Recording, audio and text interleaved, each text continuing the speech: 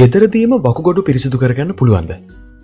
වර්තමානයේ වෙද්දී ශ්‍රී ලංකාවේ බොහෝමයක් මිනිසුන්ට තියෙන විශාල රෝගී තත්ත්වයක් තමයි වකුගඩු ආශ්‍රිතව තියෙන රෝගී තත්ත්වය කියලා කියන්නේ. මේ වකුගඩු ආශ්‍රිත රෝගී තත්ත්වය ඇති වෙන්න ගොඩක් හේතු තියෙනවා. විශේෂයෙන්ම බීමට ගන්නා ජලයේ කෘමිනාශක, වල්නාශක වගේ රසායන ද්‍රව්‍යවල අඩංගු වෙන බැර ලෝහ තිබුණොත් ඒවා වාගේ ශරීරයට ගිහින් වකුගඩු වල තැම්පත් වෙනවා. එතකොට වකුගඩු වල ක්‍රියාකාරීත්වය අඩපණ වෙනවා. මේ හින්දා වගේ වකුගඩු නරක් වීම සිද්ධ වෙනවා. ඒ නිසා ශරීරයෙන් වකුගඩු ඉවත් කරන්නත් සමහරලාට සිද්ධ වෙන්න පුළුවන්.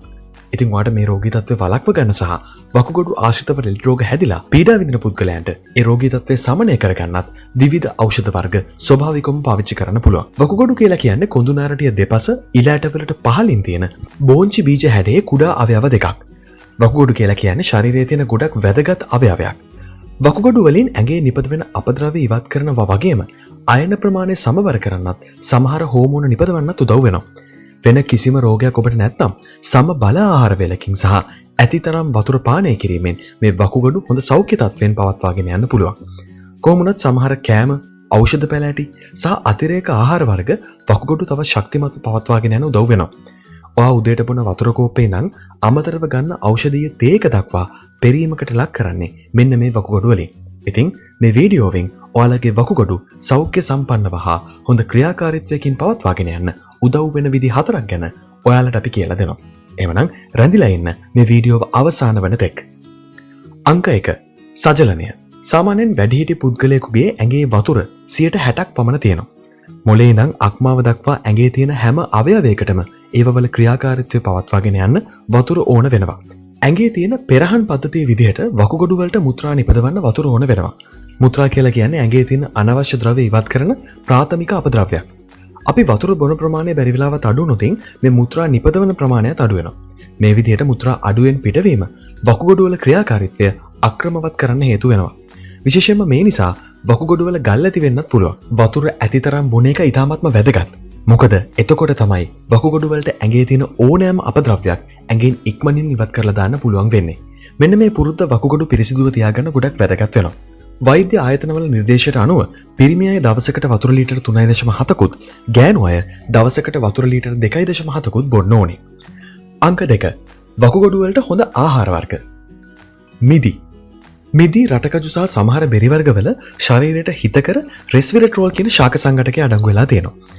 සතුන් යොදාගෙන කරපු අධ්‍යයනයකින් පරීක්ෂකවරු හොයාගෙන තියෙනවා පොලිසිස්ටික් කියන වකුගඩු රෝගයේ හැදුණු මීයන්ට මේ රෙස්විරට්‍රෝල් දුන්නාම ඒකෙන් වකුගඩු ආසීත්මකතාවය අඩු වෙලා තියෙනවා කියලා. දවසකට අත පිරෙන තරමට මිදි කන එක ගොඩක් හොඳයි.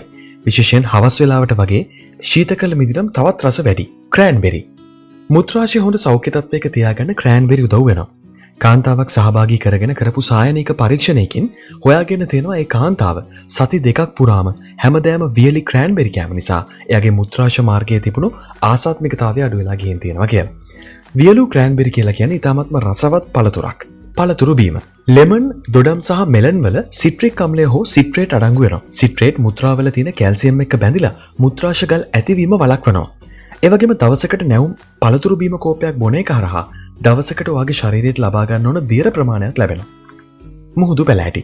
මුහුදු පැලෑටි වලින් අග්න්‍යාශයට වකුගඩු වලට සහ අක්මාවට කරන යහපත් බලපෑම් ගැන මේ වෙදි අධ්‍යයනය කරලා තියෙනවා.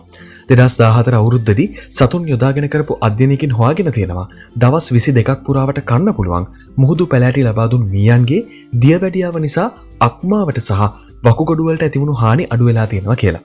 ඉතින් ඔබත් අනිත් දවසේ වෙළඳ පොලේ ගන්න තියෙන සීසන් කරපු මුහුදු පැලෑටි කාලා බලන්න. සුපිරි වෙළඳසැල් වල මේ මුහුදු පැලෑටි විකුණන්නත් තියෙනවා. කැල්සියම් බහුල ආහාර. ගොඩක් මිනිස්සු විශ්වාස කරන්නේ කැල්සියම් අඩු ආහාර ගත්තොතින් වකුගඩු වල ගල් ඇතිවීම වළක්වන්න පුළුවන් කියලා. ඒත් ඇත්තටම වෙන්නේ ඒකේ අනිත් පැත්ත. මුත්‍රාවල ගොඩක් ඔක්සලේට් තිබුණාම තමයි වකුගඩු වල ගල් ඇති වෙන්නේ. ඉතින් කැල්සියම් වලට පුළුවන් මේ ඔක්සලේට් බැඳ තබාගෙන ඔක්සලේට් අවශෝෂණය අඩු කරන්න වගේම ඒ මගින් ඔයාගේ බහිස්රාවය පහසු කරන්නත්. සාමාන්‍යයෙන් දවසකට නිර්දේශ කරලා තියෙන්නේ කැල්සියම් ග්‍රෑම් 1.2ක වගේ ප්‍රමාණයක් ගන්න කියලා. ඉතින් ඔයාලට සෝයා, ආමන්ඩ් කිරි, හාල් මැස්සෝ වගේ කැල්සියම් බහුල ආහාර ගැනීමෙන් මේ අවශ්‍යතාවය සපුරා ගන්න පුළුවන්. ආමන්ඩ් කිරි වගේ දෙයක් හොයාගන්න අපහසු වුණාට හාල් මැස්සන් දිනපතාම වගේ ආහාර වලට එකතු කරගන්න ඔයාලටත් පුළුවන්. අංක 3. වකුගඩු පිරිසිදු කරන පාන වර්ග. කහමිලියා. කහමිලියා කියන නම කියද්දිම ඔයාලට මතක් වෙන්නේ මේ පැලෑටිය මගින් ඇතිවන ආසාත්මිකතාව ගැන විතරයි. හැබැයි කහමිලිය කියලා කියන්නේ සාම්ප්‍රදායික ඖෂධීය පැලෑටියක් විදිහට භාවිත කරන බහුවාර්ෂික ශාකයක්. මේ කාමෙලියවල වැඩියෙන් ප්‍රතිඔක්සිකාරක අඩංගු වෙනවා. ඒ ප්‍රතිඔක්සිකාරක වලින් ශරීරය වගේම ශරීරයේ හැම අවයවයක්ම ඔක්සිකාරක ආතතියෙන් ආරක්ෂා කරනවා. හයිඩ්‍රන්ජියා කියලා කියන්නේ ගොඩක් ලස්සන මල් පැලෑටියක්. මෙන්න මේ මල් පැලෑටිය ලංකාවෙත් බොහෝ තැන්වල වැවෙනවා. ලැවෙන්ඩා, රෝස, නිල් සහ සුදු පාට මල් ඒවල එනවා. මෑත කාලේ සතුන් යොදාගෙන කරපු පරීක්ෂණයකින් හොයාගෙන තියෙනවා මෙන්න මේ මල්වල යුෂ දවස් 3ක් පුරාවට ලබා දීමෙන් වකුගඩු වලට වෙලා තියෙන හානිය අඩු කරගන්න පුළුවන් කියලා. මේකට හේතුව ඒවල අඩංගු වෙලා තියෙන ප්‍රතිඔක්සිකාරක හැකියාවයි. අංක 4. වාසිදායක පෝෂක අඩංගු ආහාර අතිරේක විටමින් B6. විටමින් B6 කියලා කියන්නේ ගොඩක් පරිවෘත්තීය ක්‍රියාවලට වැදගත් වෙන විටමිනයක්. ග්ලයිඔක්සලේට් කියන සංයෝගයේ පරිවෘත්තියට විටමින් B6 ඕන වෙනවා. මොකද විටමින් B6 අඩු වුණොත් ඒවා ග්ලයිසීන් කියන සංයෝගය වෙනුවට ඔක්සලේට් බවට හැරෙනවා. ඉතින් කලින් කිව්වා වගේ වැඩියෙන් ඔක්සලේට් ඔබේ ශරීරයේ හැදුනොත් එකෙන් වෙන්නේ වකුගඩු වල ගල් ඇති වෙන එකයි.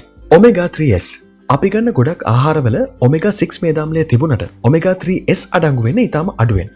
අධ්‍යයන වලින් වර්තමානයේදී හොයාගෙන තියෙනවා ඔමෙගා 6 මේදාම්ල වැඩිපුර ආහාරයට ගත්තොත් ඒකෙන් වකුගඩු වල ගල් ඇති වෙන්න පුළුවන් කියලා. ඔමෙගා 3S වලින් ස්වභාවිකවම ඔමෙගා 6 වල පරිවෘත්තීය ක්‍රියා අඩු කරනවා. මේ මේදාම්ල දෙක එකට එක අනුපාතයෙන් ගන්න පුළුවන් නම් තමයි ගොඩක්ම හොඳ වෙන්නේ.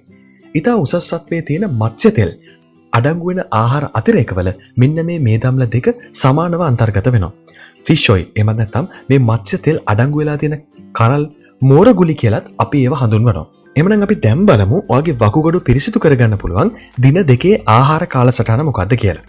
කලින් සඳහන් කරපු කෑම, ඒ වගේම බෙහෙත්, පැලෑටි සහ ආහාර අතිරේක ඔයාලගේ ආහාර වලට එකතු කරගත්තට පස්සේ ඔයාලට පුළුවන් මෙන්න මේ දින දෙකේ ආහාර කාලසටහන මගින් ඔයාලගේ වකුගඩු තව තවත් පිරිසිදු කරලා බොහොම ශක්තිමත්ව තියාගන්න.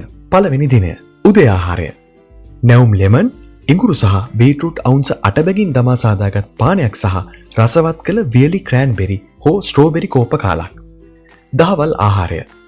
ආමන්ඩ් කිරි කෝප එකක්, ටෝෆු කෝප භාගයක්, නිවිති කෝප භාගයක්, බෙරි කෝප කාලක්, ඇපල් භාගයක් සහ වට්ටක්කා ඇට මේස හැඳි දෙකක්. රාත්‍රී ආහාරය.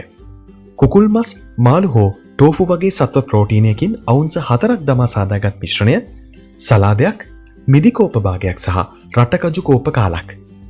දෙවන දිනය. උදේ ආහාරය.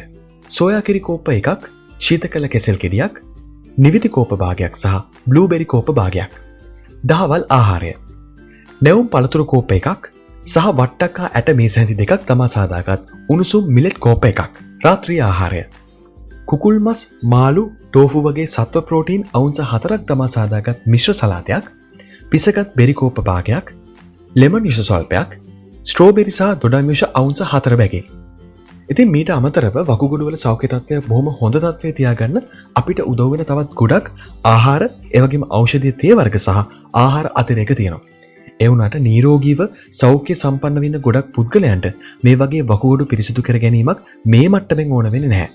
ඉතින් ඔයාටත් වකුගඩු සම්බන්ධ රෝගයක අත්දැකීමක් තියෙනවා නම් මේ වගේ වකුගඩු පිරිසිදු කර ගැනීමක් කරන්න කලින් අනිවාර්යෙන්ම වෛද්‍ය උපදෙස් අරගන්න. වකුගඩු නිරෝගීව තියාගන්න අපි පුළුවන් තරම් දියරමේ ආහාර ගන්න එක තමයි කරන්න ඕනේ. ඔයාට වගේ වකුගඩු පිරිසිදු කර ගැනීමක් කරන්න ඕනේ කියලා හිතනවා නම් අපි අර කලින් සඳහන් කරපු කෑම පොඩ ඔයාගේ ආහාර වලට එකතු කරගන්න බලන්න. ඒ වුණාට අපි හැමතිස්සෙම මේ වගේ ආහාර වට්ටෝරුවක් මගින් විශේෂයෙන්ම වකුගඩු පිරිසිදු කර ගැනීම කරන්න කලින් අනිවාර්යෙන්ම වෛද්‍ය උපදෙස් ලබා ගන්නව නම් තමයි ගොඩක්ම හොඳ වෙන්නේ. ඉතින් අද දවසේ YouTube channel එකේ මේ වගේ වටිනා කියන වෙනස් විදිහේ වීඩියෝ රාශියක් අපි හැමදාම වගේ අප්ලෝඩ් කරනවා. එහෙමනම් දැන්ම අපිව subscribe කරලා ඒ වීඩියෝ සේරම නරඹන්න අපිත් එක්ක එකතු වෙන්න ඔයාලට පුළුවන්.